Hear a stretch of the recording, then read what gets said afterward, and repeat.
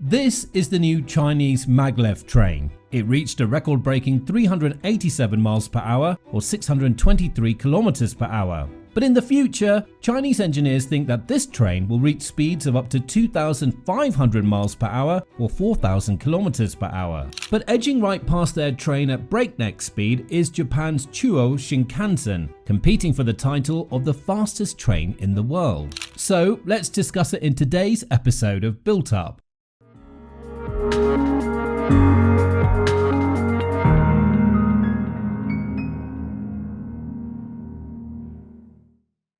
The first ever successful test of a maglev train happened in the UK in 1966. The train relied on electromagnetic propulsion and reached an astounding speed of 104 miles per hour or 167 kilometers per hour. While the speeds were astounding at the time, today those numbers seem laughable. Japanese bullet trains exceed that number several times over, and the current fastest train in the world is the Shanghai Maglev, with an operational speed of 286 miles per hour or 460 kilometers per hour, and a top speed of 311 miles per hour or 501 kilometers per hour. And even though the country is the proud holder of the top 3 spots for the fastest trains in the world, China is still not satisfied. They're currently working on a revolutionary new maglev train called T-Flight that's going to forever change the way people commute. During their testing phase, the new train reached a top speed of 623 kilometers per hour or 387 miles per hour, which is around 200 kilometers per hour faster than the current fastest train in the world. During the train's second test in February of this year, it reached an even higher speed, but the official numbers are yet to be disclosed by China.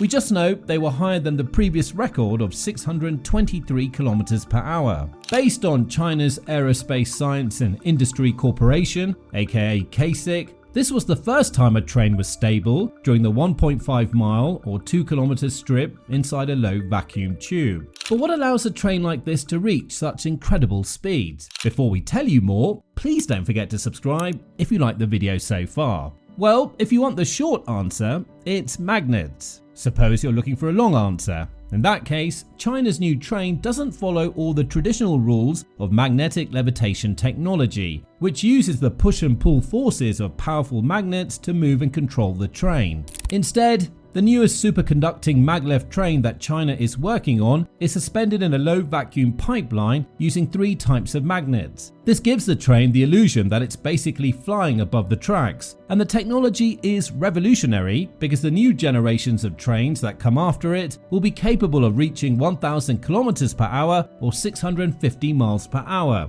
which is even faster than air travel. And even though this sounds like a dream come true, the new technology does come with its personal set of challenges and problems.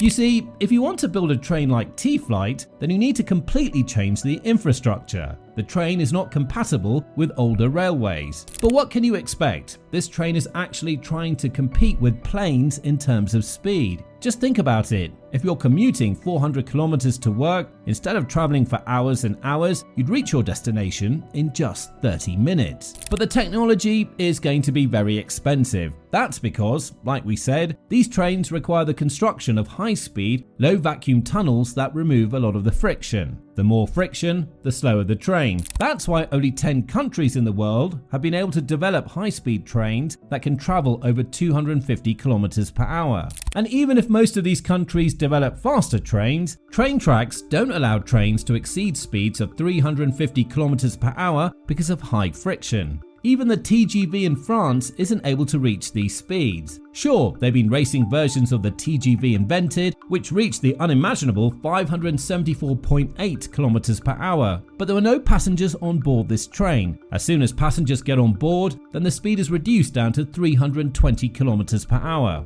The current fastest train in the world, which travels the 20-mile or 30-kilometer stretch from Shanghai's Pudong Airport to Longyang Road, can cover the distance in just about 7 minutes and 30 seconds. But China thinks this is not fast enough. They want to build a train that will at some point break the sound barrier. The concept is very similar to Elon Musk's Hyperloop system. Unfortunately, the price to build the tunnel and the energy required to operate the railway is extreme, to say the least. So, in order for the price to justify commuting by T-Flight, the train will need to transport a lot of people from point A to point B. So unless this destination is between two major cities, then the price will simply not be worth it. That's because the price of a ticket on the T-flight would be 4 to 5 times higher than on a conventional bullet train.